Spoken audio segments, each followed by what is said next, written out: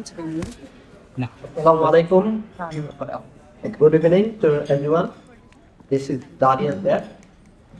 My name is Boswell Tilakon.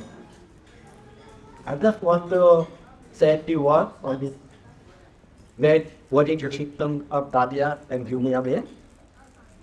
First of all, my wife and I would like to thank BINYAMIN's mom, Sisters Abida, for attending this reception, coming all the way from Sydney.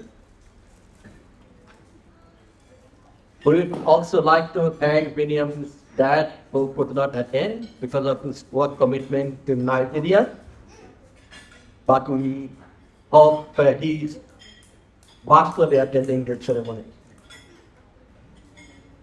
So BINYAMIN's dad, their name Dr. Abdulaziz. We thank Dr. Abdulaziz.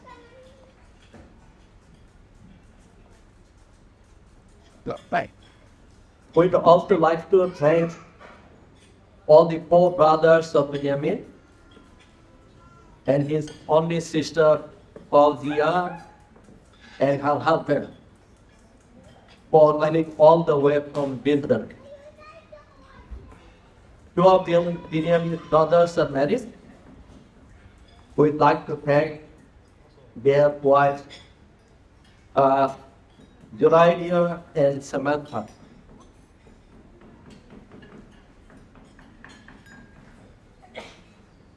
We'd also like to thank all the friends of Brother Abdulaziz and Sister Abudai for attending this wedding reception. We also would like to thank DAHLIA and for the invited guest for coming to the reception. DAHLIA is the second child who was born after 8 years from my son watching Alma, and before 5.5 years from our little daughter Nafi Rahman. Nafi is over here, and all over there in the city. So we have got this version, one son, two daughters.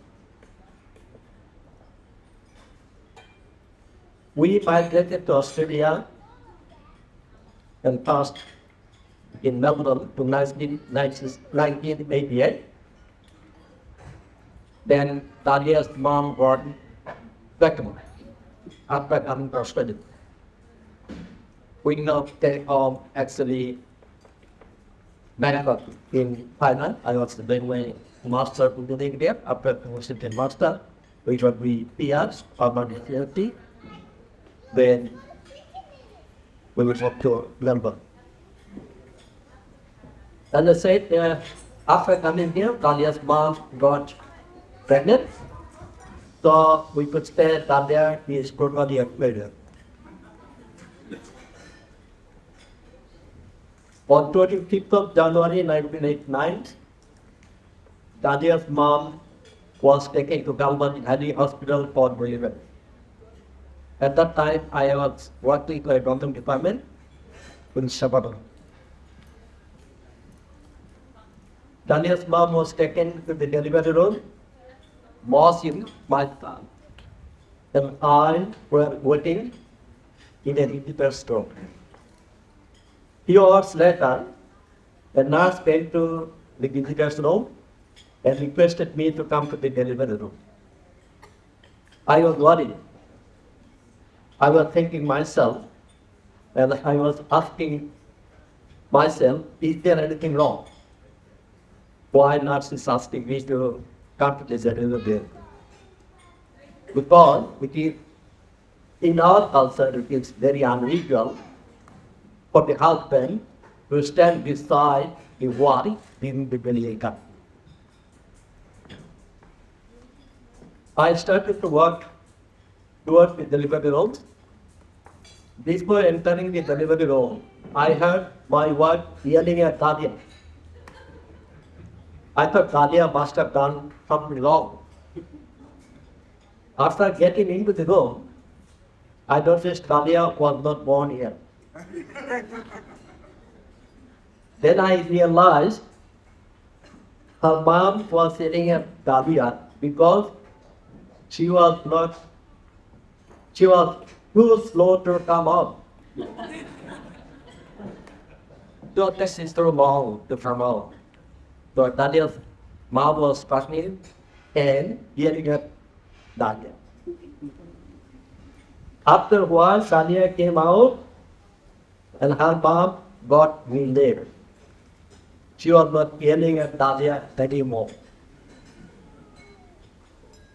After the delivery, Martin, my son, and I came to the house to get some sleep. From his childhood, Martin was very fond of sports.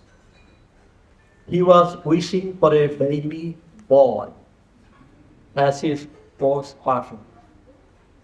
Martin asked me, "Is it a baby boy?" I said, "Sorry, that's the we go." Martin was not happy with my answer. He said, "How do you know that it's a baby boy?" I didn't know how to answer to his question. How do I know that the baby is a baby girl? Then I said, "Doctor told me so." Martin said, "Doctor doesn't know anything. I'll ask my mom." Then in the evening, we went to the hospital. Martin asked his mom about the baby. And Martin's mom understood his mind, but the apology said, as possibly whether the baby girl, not a baby boy. But mostly girl. Why? Couldn't ask any more question. When Dahlia finished her year 12, which is from DE here in Ethiopia, for Australian Student International Academy, she didn't tell us about her BC results. I contacted the school and found that Dahlia was in the top students list, which has found us for an attendant. Actually, Dahlia followed the footsteps of our brother Martin Norman, who are would be the top student list in the results. Dahlia, the kind-hearted person, must be inherited from her dad.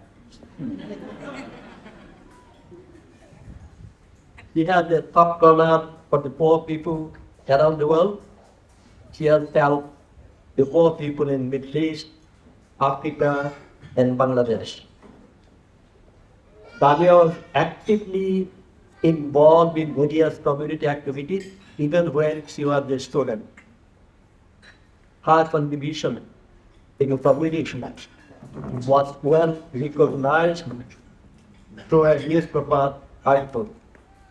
And Dahlia also received a personal appreciation letter from the Equatorian Population Leader for her contribution at such a young age. So, she is very proud of Dahlia. I'd like to thank BINYAMIN for migrating from Victoria, now migrating from Sydney to Melbourne for Dahlia. BINYAMIN has been well accepted within our family from the very beginning. He has become the best friend of two of our grandchildren, Hannah and Jane. And BINYAMIN is sharing this position with our other son-in-law, Brayden, at the George Kennedy Papa then. My wife and I feel very happy looking at the strong bond among all these family members, including our daughter-in-law Sandy and two sons-in-law, Benjamin and David. In fact, we are a happy family. May Allah keep this strong bond forever. At the end, my wife and I wish a healthy and happy life for Dahlia and BINYAMIN. Thank you.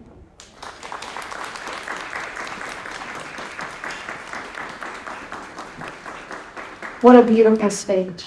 And such a really nice history that you painted about your life, Ben. I feel like I know everything about you now. Next up, I'm going to welcome Dean, aka Orda, if I'm pronouncing that correctly, to the mic to give a speech. Can we get a round of applause? Sorry if I butchered that. Well, yeah. Ah, fine. It's fine. It's still. Was I? Did you everyone? Okay. So, when BINYAMIN told me to give a speech, this then, I was like, why would you want to review a special poem? Oh well, I told him. Sure, you know.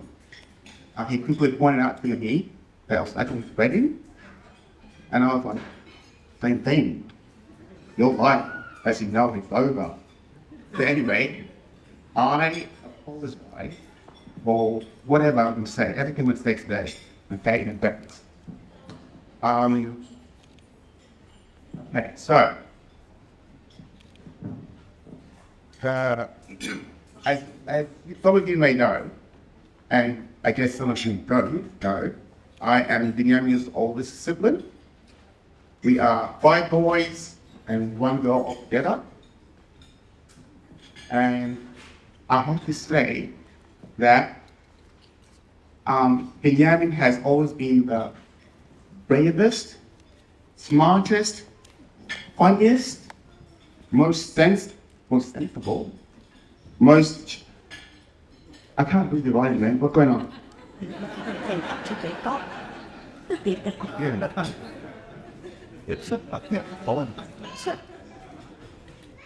So from the day that BINYAMIN was born, our parents knew right away that he was special, which is why they decided to break the tradition of naming all their boys Abdul. There was Abdul Rafi, which was yours truly, and then there was Abdul Wahid, followed by Abdul Kabir. Then he came along, and my parents were like, here is a special boy. We shall name him BINYAMIN, the child of the right. That's what it means. So imagine their consternation when a few years later they found that he was actually left-handed. So they decided that they were terrible at naming children. So they decided to just go back to the tried and tested formula of just calling their son Abdul, and done with it. So they call the last son Abdul.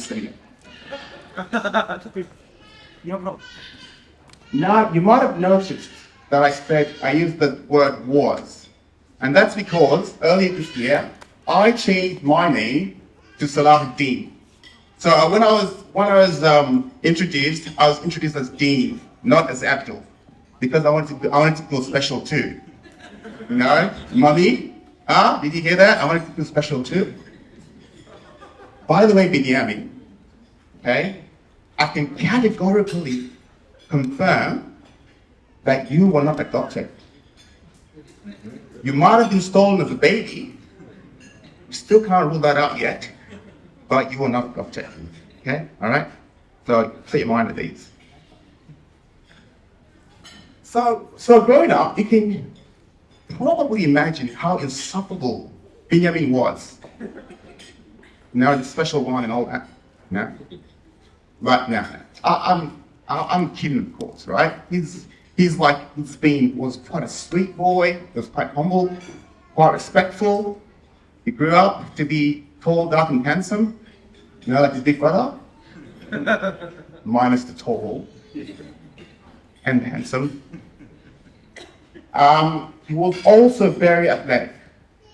I remember when he was about 12 or 13, and he used to play soccer for like under 15s or 16s or something ridiculous like that. And he would score like, 5 or 6 goals a game.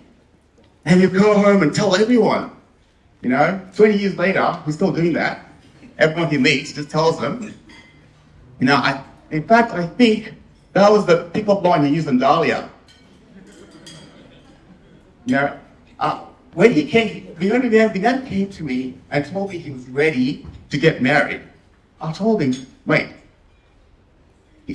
you're going to have to be ready to do anything to find your girl. You're going to be willing to climb the highest mountains and swim the deepest oceans. So what does he do? He climbs the mountain, and voila, there she was. When I was 12 or 13, I used to score 5 or 6 goals a game. Want to get married? Anyway. DAHLIA, I just want to thank you anyway for being on top of a mountain and not in the middle of an ocean. Because, Africans and water don't mix. But I know that if you had to, Binyamin would swim in the ocean for you. So, okay. When I first saw DAHLIA, right? With Binyamin, I was sure that it was some sort of a hostage situation. Or at the very least, she was being blackmailed into it. After listening to the vows today, I'm a bit more. We can make that up. No? Okay, all right, fair enough. But DAHLIA, blink twice to help, yeah? Yeah, you're good? That was 5 times. So you're the one blackmailing him. Okay, I kid, of course, right? Binyamin and DAHLIA have been together for about 3 years now, give or take. And a more happy couple I have yet to meet. During that period, I have gotten to know DAHLIA quite well, and I must give thanks to DAHLIA's parents for not just raising a wonderful human being, but also for honoring our family by accepting Binyamin into them. I would also like to take this opportunity to offer gratitude and a huge thanks to our most special human being, the mother of the groom, our mother. It is because of you and the Almighty, of course, that DAHLIA found Binyamin worthy of being her husband. Despite all the struggles and all the challenges that you went through, you're always there for us. May the Almighty reward you eternally for enduring all the pain we caused you and all the sacrifices you made for us. Raising 5 boys and 1 tomboy could not have been very easy. So thank you, Mom.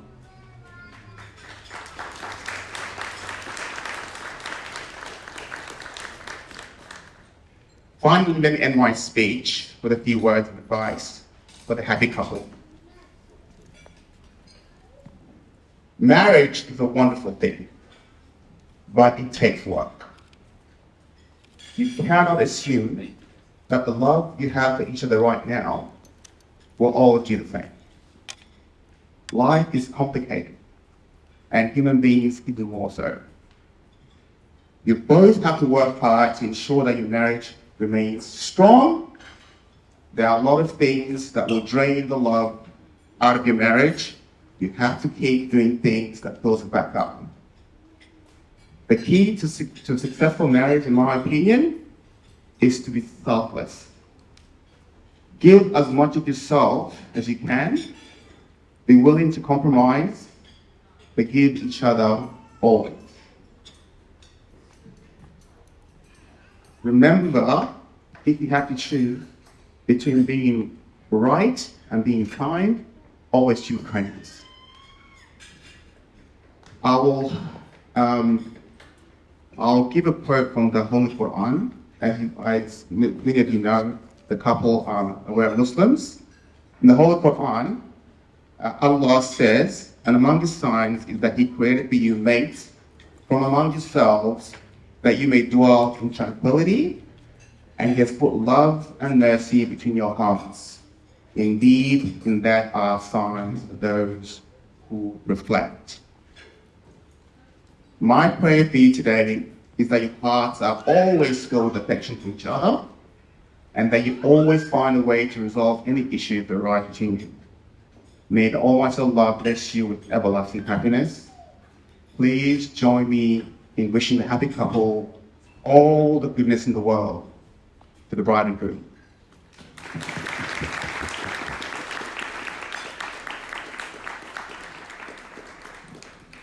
Delivered like a true older sibling, mashallah. Amazing speech and wonderful pearls of wisdom for everyone in here that is either in a relationship or married, or if you're single, take notes because you'll come in handy when you get there. Next, I'm going to welcome up Nafi, who is the sister of the bride. Can we get a round of applause for Nafi?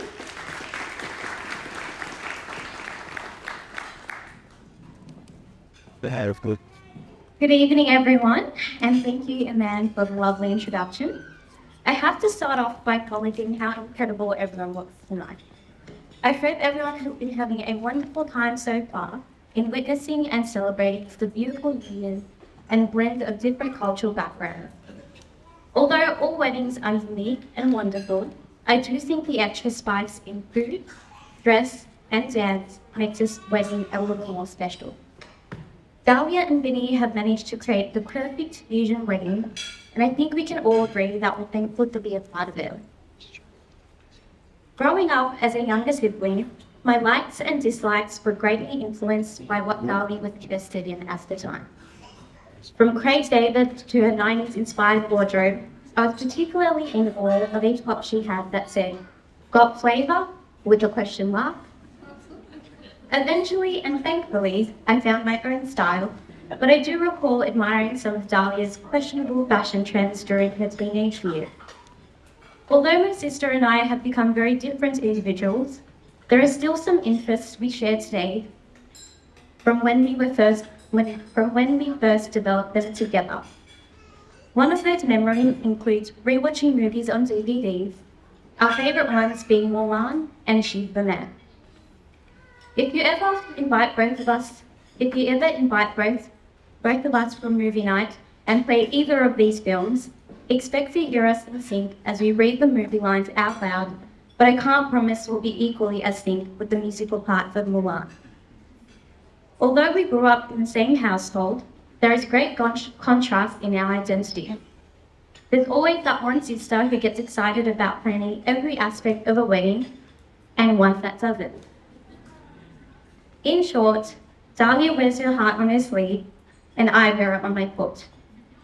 There is a sense of balance with how different we are from each other, so I can appreciate our opposite traits. Without our parents, we wouldn't exist or have the opportunities we have today, so I'd like to acknowledge not only their hard work, but also how they embraced our newest family member, Vinny, allowing us to form a very diverse unit. Vinny, your bright and relaxed quality has made a positive impact on Dahlia, as well as our family. You both complement each other extremely well, and I'd like to congratulate you both on this union already filled with many milestones, and inshallah, many more to come. I will leave you with this quote from the movie Mulan. "The flower that blooms in adversity is the most rare and beautiful of all." Thank you.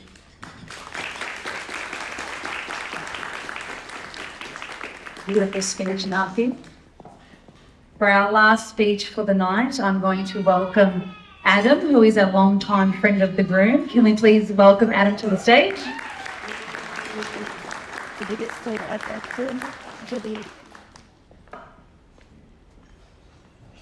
Oh, mate. First thing, I mean, I know you're adventurous, but you're just putting your life in your hand at this point. So I've known Ben since our first year of university together, which I am now realising was 15 years ago. So yeah, we're getting old very quickly. But a lot happens in 15 years, and it's hard to pick something that celebrates Ben in all his forms. But I do want to tell everyone about the time that we went to Japan together. So we had this big trip planned with us and a bunch of friends. First going skiing and snowboarding in Niseko, and then going to explore the sites in Tokyo. I'd skied once before in my life, and I was pretty excited. So excited, in fact, that on day 3 of the trip, I stayed out later with Ben more than the rest of the group to get a few more runs in before the end of the night. Ben, being the excellent snowboarder that he is, darts off in front of me, and me being awful, I hit the jump, landed badly, and broke my wrist. Yeah, here it comes. After Ben spends about 10 or so minutes at the bottom of the mountain wondering where I was, I just see him come trudging back up the mountain to me just lying in the snow. And we wait for the paramedics to show up together. So now here's the first side of Ben in this story. So does he panic in the situation? Is he worried? No, not our Ben. So when the paramedics get there and start to help me up, he begins to laugh at me, take his phone out, and start taking photos of everything. Yeah. So if anyone wants to see these photos later tonight as well, he will have them on speed dial. He always does, and he will show them to anyone that asks. They're very good. But Ben is a wise teacher, and I'm sure he was just trying to teach me that when things go wrong, you just need to find the joy in things. Ben then followed me to the hospital and then back to our accommodation. And it was here, though, in those following days, that our friendship would just change forever. Because everyone in our group would have their daily activities, whether it was snowboarding in the day, going to the onsens to relax, or finding just a nice spot to get dinner together and play some cards. But there was one new daily activity that Ben would have now, and that was taking care of me. Now that this is going, I love it.